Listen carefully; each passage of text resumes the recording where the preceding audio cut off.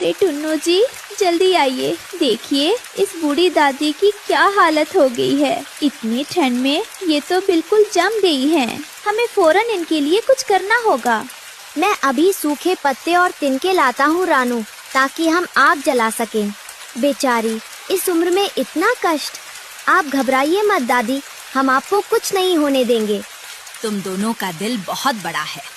गरीबी में भी तुमने दूसरों के लिए अपने घर के दरवाजे बंद नहीं किए। मेरी दुआ तुम्हारे साथ है। सुबह जब सूरज निकला तो रानू की आंखें फटी की फटी रह गईं। बूढ़ी दादी गायब थी और उनका पुराना घोंसला एक अद्भुत इमारत में बदल चुका था। टुन्नू जी, जरा आंखें मलकर देखिए, क्या मैं कोई सपना देख रही हूँ? हमारा ये घोंसला, ये तो नीलम और हीरों की तरह चमक रहा है। अरे रानू, ये तो वाकई हीरे हैं। देखो कैसे सूरज की रोशनी में ये सतरंगी रंगों से चमक रहे हैं। वो दादी कोई साधारण चिड़िया नहीं, बल्कि कोई जादुई फरिश्ता थी। जैसे ही रानू के हीरे के घर की खबर फैली, गोरी कौवी के सीने पर सांप लौटने लगे। वो अपनी खिड़की से रानू के घर को टकटकी लगाकर देख रही थी। ये मामूली रानू और इसके पास हीरों का घर। मेरी तकदीर में सिर्फ ये सूखा पेड़ और रानू के भाग्य में राजमहल। ये नाइंसाफी है। कालू, तुम कुछ करते क्यों नहीं? अरे भाई वाह, दूसरों के महल देखकर अपनी झोपड़ी मत जलाओ। उसने किसी की मदद की थी, इसलिए उसे फल मिला।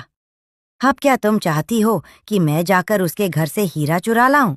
खुशियाँ अभी शुरू ही हुई थी कि जंगल पर मुसीबत के बादल छा गए। हफ्तों से बारिश नहीं हुई और जंगल का मुख्य तालाब पूरी तरह सूख गया। रानू बहन, टुन्नू भाई, अनर्थ हो गया। तालाब में अब कीचड़ के सिवा कुछ नहीं बचा। दूर के गांव से पानी लाने के लिए बड़े बर्तनों और मजदूरों की जरूरत है, पर हमारे पास तो फूटी कौड़ी भी नहीं है। हरिया भाई, धीरज रखो। हम सब मिलकर कोई न कोई रास्ता जरूर निकाल लेंगे। हमारे बच्चे प्यास से तड़प रहे हैं। हमें जल्दी कुछ करना होगा। रानू अपने घर के पेड़ की डाल पर बैठी थी।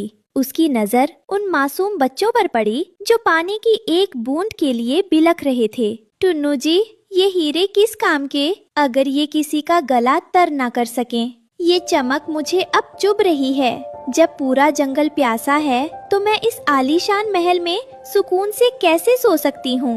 तुम सही कह रही हो रानू, पर ये घर तो तुम्हें वरदान में मिला है। क्या तुम इसे खोने के लिए तैयार हो? रानू ने पूरे जंगल को इकट्ठा किया और एक बड़ा ऐलान किया। उसकी आंखों में एक अलग ही चमक थी। भाइयों और बहनों, आज मैं अपने इस जादुई घर का एक एक हीरा निकालकर शहर के सबसे बड़े जौहरी को बेच दूंगी। उस पैसे से हम जंगल में नए कुएं खुदवाएंगे और सबके लिए अनाज का इंतजाम करेंगे। नहीं रानू, ये तुम्हारी मेहनत और नेकी का इनाम है। तुम इसे हमारे लिए क्यों कुर्बान कर रही हो? रानू की बात सुनकर कालू कौवा का सिर शर्म से झुक गया। उसने कभी नहीं सोचा था कि कोई इतनी बड़ी दौलत को ठोकर मार सकता है। अरे भाई वाह, आज रानू ने मेरी आंखें खोल दी। गोरी देख, असली हीरा रानू का घर नहीं बल्कि उसका दिल है। रानू बहन, मैं भी तुम्हारे साथ शहर चलूंगा और भारी हीरे उठाने में तुम्हारी मदद करूंगा। कालू और टुन्नू हीरों की पोटली लेकर शहर के सबसे बड़े जौहरी के पास पहुँचे। अरे, ये तो असली और बेशकीमती हीरे हैं। इतनी बड़ी दौलत एक चिड़िया के पास। ठीक है, मैं तुम्हें इसके बदले 10 गाड़ियां अनाज और 100 बड़े मटके पानी दूंगा। सेठ जी, हमें बस इतना ही चाहिए कि हमारे जंगल के परिंदे फिर से मुस्कुरा सकें। जब शहर से अनाज और पानी की गाड़ियां जंगल पहुंची तो उत्सव का माहौल बन गया। हर प्यासे परिंदे को नया जीवन मिला। रानू बहन, तुमने अपने सिर से छत हटा दी ताकि हमारे पेट भर सके। तुम वाकई इस जंगल की रानी हो। अरे बहन, छत तो फिर बन जाएगी, पर अगर एक भी नन्ही जान चली जाती तो मैं खुद को कभी माफ नहीं कर पाती। रानू का घर अब फिर से मिट्टी का हो चुका था, क्योंकि उसने सारे हीरे दान कर दिए थे। गोरी कौवी उसके पास आई। रानू, मुझे माफ कर दो। मैं तुम्हारी दौलत से जलती थी, पर आज मुझे समझ आया कि तुम्हारी असली ताकत ये हीरे नहीं बल्कि तुम्हारा त्याग है। क्या तुम मुझे अपना दोस्त बनाओगी? गोरी बहन, सुबह का भूला अगर शाम को घर आ जाए तो उसे भूला नहीं कहते। आओ गले लग जाओ।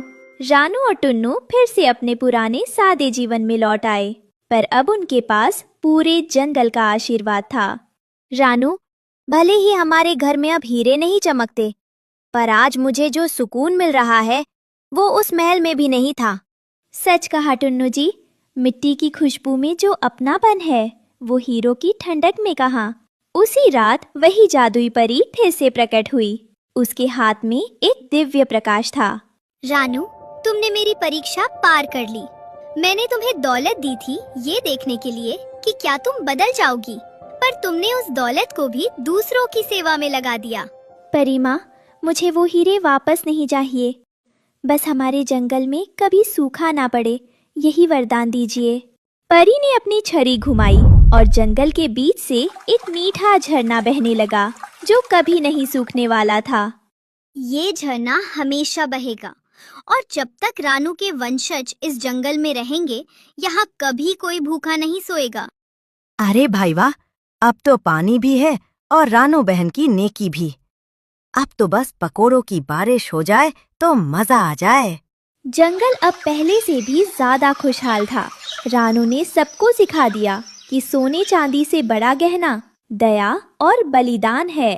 याद रखना दोस्तों, जो दूसरों के लिए जीता है, ऊपर वाला उसके लिए खुद रास्ते बनाता है। जंगल में अब सब रानू के त्याग के गुण गा रहे थे, पर हरियाली तोती को ये सब फूटी आंख नहीं सुहा रहा था। उसे रानू की सादगी में भी अपनी हार नजर आती थी। अजी सुनते हो, हर तरफ बस रानू रानू की रट लगी है। उसने घर क्या दान किया, जैसे पूरे जंगल की मालकिन बन गई। और आप हैं कि मेरे लिए एक नया तिनका तक नहीं ला सकते। हरियाली, रानू ने अपनी छत गवाकर सबकी जान बचाई है। हमें उसका शुक्रगुजार होना चाहिए, न कि उससे जलना चाहिए। तुम अपना मन साफ क्यों नहीं करती? हरियाली तोती चुपके से उसी पुरानी गुफा की ओर गई जहाँ रानू को जादुई परी मिली थी। वो भी किसी जादुई शक्ति को पाना चाहती थी। ए जादुई शक्ति, अगर रानू को हीरे मिल सकते हैं तो मुझे क्यों नहीं? मैं उससे कहीं ज्यादा खूबसूरत और समझदार हूँ। मुझे भी कुछ जादुई चमत्कार दिखाओ। परी तो नहीं आई, पर हरियाली की आवाज सुनकर एक मायावी बाज वहाँ प्रकट हुआ जो भेष बदलने में माहिर था। तो तुम्हें रानू से बड़ा बनना है। मेरे पास सुनहरे दाने हैं, जो इन्हें खाएगा उसके पंख सोने के हो जाएंगे। पर इसके बदले तुम्हें रानू के घर से वो मिट्टी का घड़ा चुराना होगा जिसमें वो झरने का पानी रखती है। रानू और टुन्नू अपने घर में सादा जीवन बिता रहे थे। उन्हें अंदाजा भी नहीं था कि उनके ही अपने उनके खिलाफ साजिश रच रहे हैं। टुन्नू जी, आज हरियाली बहन बहुत चुप चुप थी। मुझे डर है कि कहीं वो किसी बात से नाराज ना हो। मैं सोच रही हूँ कि कल उनके लिए थोड़े मीठे फल ले जाऊं। तुम्हारा दिल बहुत कोमल है रानू। हरियाली थोड़ी जिद्दी जरूर है, पर वो तुम्हारी सखी है, बुरा नहीं सोचेगी। रात के सन्नाटे में हरियाली चोरी छिपे रानू के घर में घुसी और वो जादुई घड़ा उठा लिया जिसे परी ने आशीर्वाद दिया था। अब ये घड़ा मेरा होगा और वो सुनहरे दाने भी। कल जब मैं सुनहरे पंखों के साथ उड़ूंगी तो रानू मेरे आगे फीकी पड़ जाएगी। हरियाली ने घड़ा बाज को दे दिया और बदले में वो दाने खा लिए, पर चमत्कार की जगह उसके पंख भारी और पत्थर के होने लगे। ये क्या हो रहा है? मेरे पंख सोने के नहीं बल्कि भारी बोझ बन गए हैं। मैं उड़ नहीं पा रही हूँ। धोखेबाज बाज, मुझे बचाओ। लालच का अंत यही होता है। अब तुम कभी नहीं उड़ पाओगी। हरिया तोता अपनी पत्नी को ढूंढते हुए पहाड़ी तक पहुंचा।